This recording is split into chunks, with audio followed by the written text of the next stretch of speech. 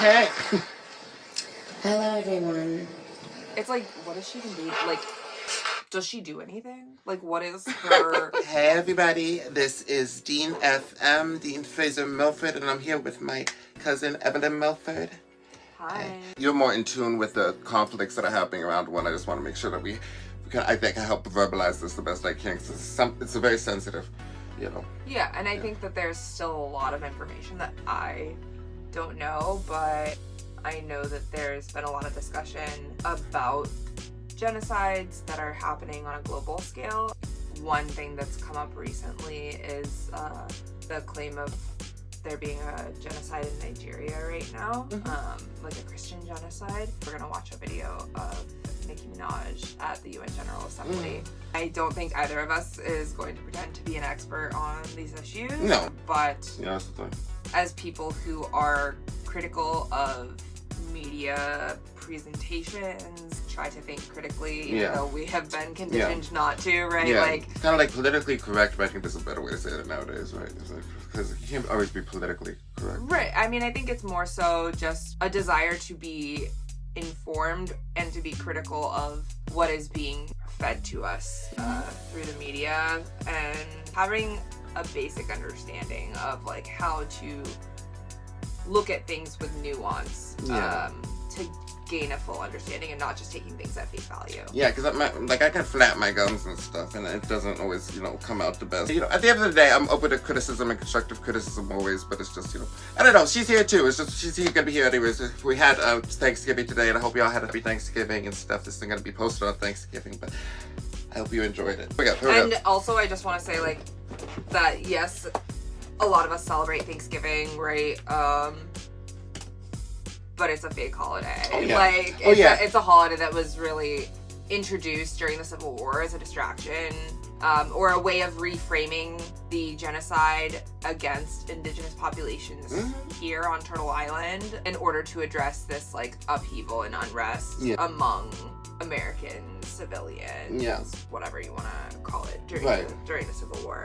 Yeah. So as a way of like trying to unite the country. Yeah, it's pretty whitewashed to the history that we are taught. Like, they had a nice like family Lincoln dinner together. Formalized it as a national holiday, and it's like, that's not what happened. What happened is we massacred people, and then left, I think particularly the Wampanoag people, with little to no choice but to sit down with the colonizers and settlers there. Yeah. But I think just for tradition base, it's nice that we have like...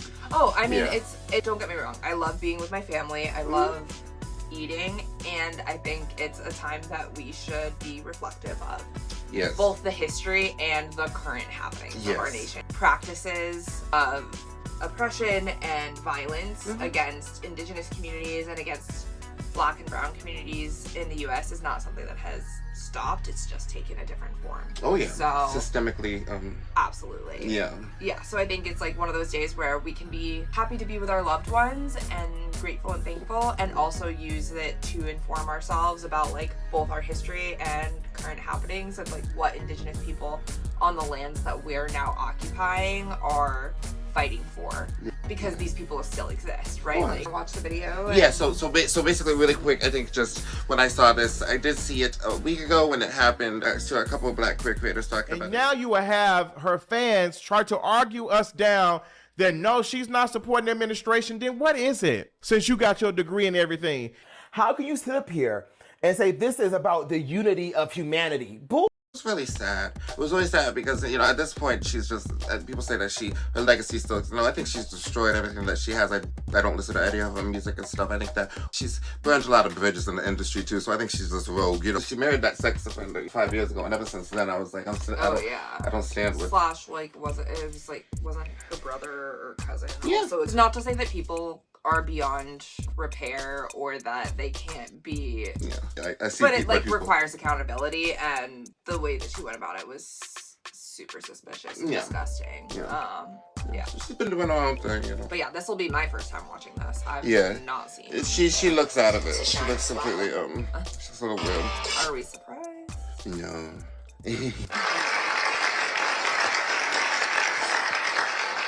Hey. Hello, everyone. It's like, does she do anything? Like, what is her... No, I mean that seriously. Like, because I know other celebrities have been involved in, like, UN General Assemblies before. People like Angelina Jolie, which, like, I don't want to put her on a pedestal, but, like, I at least understand that she has NGOs that she works with specific to fighting against or bringing awareness to human trafficking. And so I'm like, what is she here for? Like, maybe she has a political stance. Maybe they'll get to that. But yeah, at the UN too. It's right, just, I'm like, that's a crazy you're place a singer. Yeah, which is not to say that artists don't matter in the political, like, yeah. Like, they're actually incredibly important She when played it a comes to huge political part in my things, development, but, you know. What expertise does she have to contribute? She's here? speaking on, like, a religious basis, but she's going to speak on, everybody has a right to have their own religious. I don't know, again, I grew up with her. It's just so sad, like. There's lots of people from our generation who have gone off the deep end. But anyways, yes, okay, that's it, yeah, that's a little rogue like, here. Wait, literally, what is she doing here? I say I am very nervous. I've been nervous before. So please, well... All over Fox Thank you, News, like Ambassador 6 videos or Walls, something. for this invitation. It is an honor to stand on this stage with you and the other distinguished speakers here today to shine a spotlight on the deadly threat faced by thousands of Christians in Nigeria. She looks beautiful, by the way. I would like to thank President Trump for prioritizing this issue and for his leadership on the global stage and calling for urgent action to defend Christians in Nigeria, to combat extremism, and to bring a stop to violence against those who simply want to exercise their natural right to freedom of religion or belief. Do you think that when these, like I said, I have all these videos on Fox, but do you think that MAGA's looking at her like she's normal? Or they're like, this is like a lost soul, like because she was all over Fox and they're using her obviously. I don't know if she was working with them or like she's one of the most popular rappers. I mean, I feel like she doesn't have to say that. Do you think there's a reason that she would have to say that at the UN? Thank you, President Trump, sincerely. I think in some ways, like, there is that social expectation, particularly if you're from a specific nation, you're like speaking on behalf of or as a citizen from a particular nation. There's like some sort of general decorum that you try and maintain. I still think there's a way to do it without thanking him. Yeah. I mean, it's icky. She's going to contribute to people being killed, and that's, it's just, I don't know. I mean, it's fair for somebody to say, like, if you support Trump, I don't want to have anything to do with you anymore, right? I mean, for the fans, if they... yeah. And she has some crazy fans. It's like, did you see the picture of Zohran Mandami, like, with Trump? With Trump? Yeah. Yeah. What'd you think about that? Have some skepticism, but I think that if I'm being realistic, like, he is a politician at the end of the day. I do think that given where New York is at, they need support and from the federal government, particularly when it comes to housing and addressing the cost of living. Do I think it's gross that they were meeting and seemed to be buddy-buddy? Yeah. For sure. Yeah. Do I think that Mamdani used it as... I mean, people say that it's a political appeal, right? Like, he's... In some ways, he still stood his ground. He acknowledged the fact that he thinks he's a fascist still.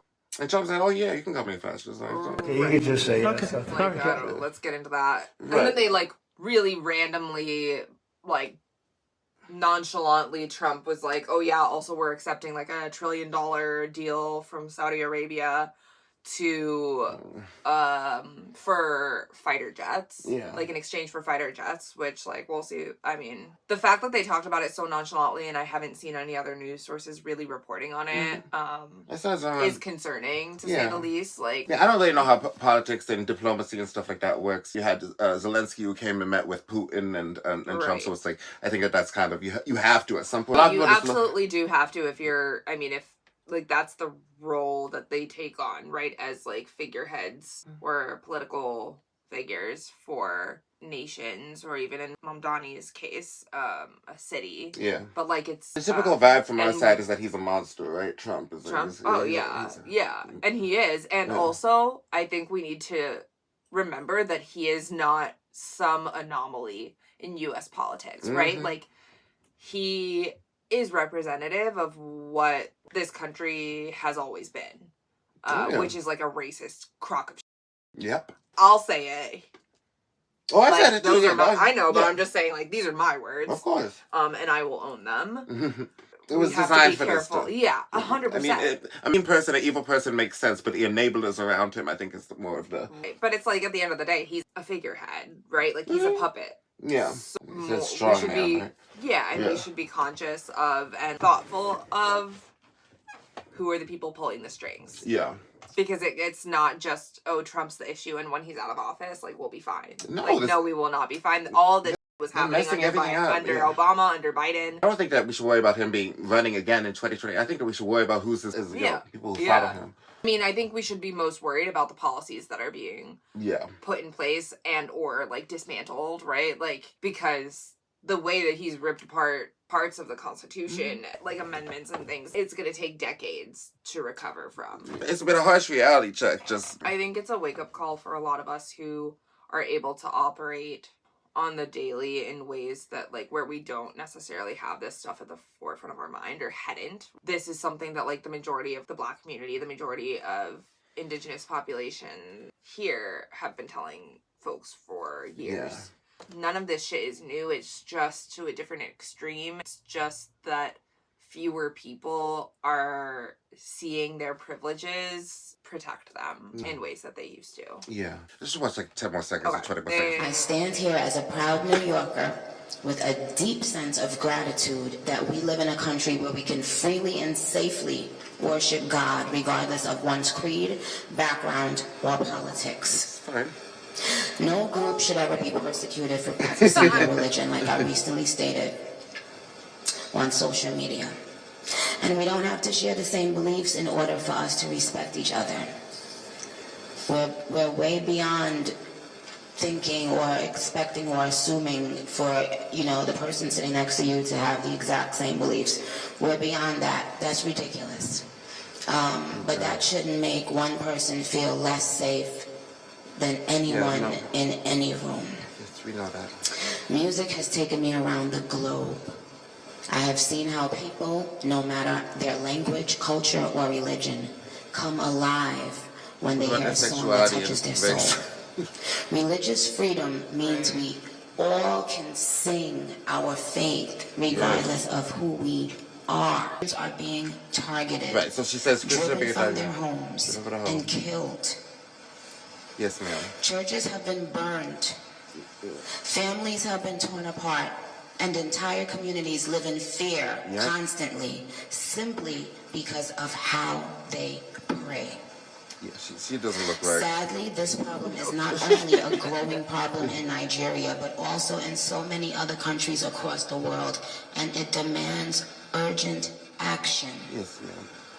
And I want to be clear. Protecting Christians in Nigeria is not about taking sides. This is what I want you to do, because I don't... Or dividing people. It is about taking sides. It is about uniting humanity. Yes. So, bomb boats. Barbs.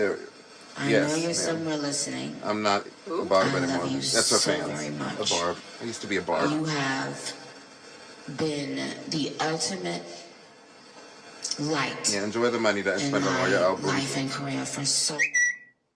I appreciate you. Good luck selling your album to MAGA. I want to make it very clear once again. What is it, man? This isn't about taking sides. This is about standing up in the face of injustice. You think Trump is doing It's about what I've always stood for my entire career, and I will. She's gone to me. Really wild I'm sorry. To me to address her fans during very intense. It seems very hurtful. Yeah, it's political. It's strategic. I don't know the reason behind it. She's probably getting paid by Trump. I mean, this is just me. I don't know. This is me speculating. She was talking about it before. But I think there's a lot that we don't know about what's happening in Nigeria. Any death and any violence is always abhorrent, right? Like, I don't... Never okay. It's terrifying, and it's not something that I wish upon anyone.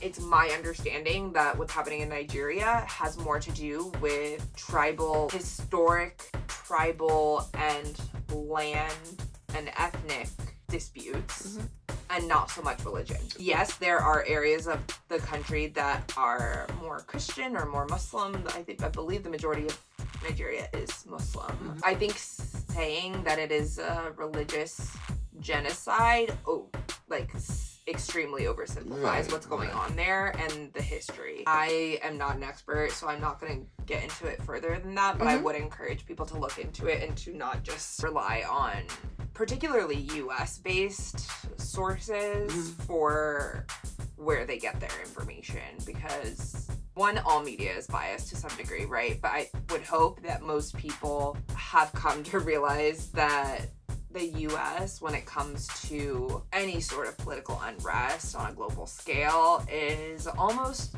always behind it in some capacity. Let's talk about, I think it was like 15 coups from 1952 until 2008, roughly, that the US CIA specifically has direct ties to. In Latin America only in Latin America. It's not even including all of the other ways in which we have caused white imperialism. It's all resources. It's all about imperialism. And the US is the biggest modern day imperial force, on par with probably like Russia and China. And we have, as a nation, committed so many atrocities that many of our own citizens are completely unaware of, because we have been so conditioned to believe that it is all in the name of democracy, which is a blatant lie. So, like, as an advocate, just was wondering, like, so to end it, as an advocate, what stance do you think, if you were to go to the UN, you had to make, like, a specific stance? I'm not saying that one is worse than the other, but just say, but, like, what are you more passionate about right now as far as advocacy, if you were? Well, I mean, I think what is being said about Nigeria, one is oversimplifying things, is drawing away from the issues that we're seeing in Gaza, the genocide against Palestinian people in Gaza by Israel, and backed by the US and a number of other nations, but especially the US financially. It's drawing attention away from Sudan. What's happening in Sudan, specifically Al-Fashir, is happening in Congo, what's happening in Haiti, what's happening in Venezuela. And we're talking, and when we're thinking about the US as an imperial force who has consistently disrupted and destabilized governments in other nations, that's been for resources. Iraq, Afghanistan, they admitted for resources. You mean with the war on terror? The supposed war on terror. They took advantage of poor people of color here who needed education, who needed housing, who needed healthcare, and sent them to die, and sent them not only to die, but also to commit horrendous atrocities. I mean, it was millions of children that we killed indiscriminately. We're definitely the most powerful in that sense, but we're not respected, I don't think, Oh, of course not. Nor should we be. This weekend I went to remove the regime in DC. So I think, those no kings and stuff, I think people are getting on, but it really needs to get. I think we need more direct action. And I think that in order to get to that place, people with more privilege need to be willing to give up some of that privilege, right? There are a lot of comforts that many Americans have. Enough to go around, and we don't have, there should be. Not just that it's enough to go around, but more so that, in order for things to change, in order for us to get out of this situation and operate in a different way, it means giving up some of the comforts that we have known. So that everyone has equal access to things. There should not be billionaires. There should not be people who... They get the tax cuts. Right. There should not be people with 6 properties when somebody else doesn't have a room to their name. And it's not for lack of housing. I'm really sick of that excuse that there's a shortage of housing. We don't have a shortage of housing in the US. What we have is a shortage of housing that's not occupied or owned by people who have multiple homes. And this is not me saying that no one should have a second home. It's a matter of having a responsibility to people in our communities and making sure that everyone has their basic needs met. And how tax dollars should be doing that, right? But they just waste. You would think so, but they give corporations and big businesses tax cuts and spend the majority of our taxes on military and military aggression towards civilian communities across the globe. I mean, if we were a true democracy, we would get to vote on what our taxes are funding, right? Smaller towns, like the town you live in, like the town me and my family live in, are a little more democratic in that sense, in the sense that voters get to vote every year on how they want their taxes, state or their municipal taxes, to be spent. That's not the case when it comes to federal taxes. Yeah. There's like so many things that we could talk about. There's Yeah. so many. No, but at the end of the day, I mean, but there's hope. We can still have hope for. Absolutely. Yeah. I mean, I think that hope is key, right? I think hope is a really radical Well, thing. maybe that's not the best way to say it, but you know what I mean? We should still fight for. We shouldn't just give in to. Yeah. Well, no, but I think hope is a good way to put it. We can have hope in one another and hope for what our future could look like. I think For that a long time. in order to hold on to that, like, that hope needs to be paired with action. And that's gonna look different for everybody. I don't wanna act like everybody's capable of putting their body on the line. There's a way for all of us to get involved in our communities more, in a way that is meaningful and sustainable. Now is the time. Yesterday was the time. Last year was the time. If Better late you are than never. still, better late than never. If you are still wondering, what can I do? Join a local group. See what people in your community need and Speak what on they it. care about. Right. And use your platforms that you have. Have those uncomfortable conversations with family members on like days like today where you're gathered in one place anyways. Hope, I think, is what separates us from the oppressors. Hope Yeah. is something That's that what they want. exactly, they want people to be without hope. Nihilism isn't always the answer. No, not at all. I think that there's a way that we can be realistic without being nihilistic. Right. And nihilistic, giving up hope, is a kind of privilege that most people don't have. When it's about survival, like, you don't have the option to sit there and mope and say like, oh, nothing's gonna get better, because you have to figure out where your next meal is coming from. You have to figure out where you're gonna sleep that night. There has to be some semblance of hope, and I think that if we struggle with that, like, look to your community to find that. Yeah. Anyways, so this is my first video with Evelyn. Another day we'll come back, maybe in the future for another holiday or something. But it was so nice to just have her here. I'm so thankful. Yeah. And yeah. Hope you have a nice day. Have a nice holiday season. I'll talk to you later. Yeah. Do we fly? Do we fly? Fly, fly, fly, always. Fly, fly, fly, always. Do we fly? Just let us try.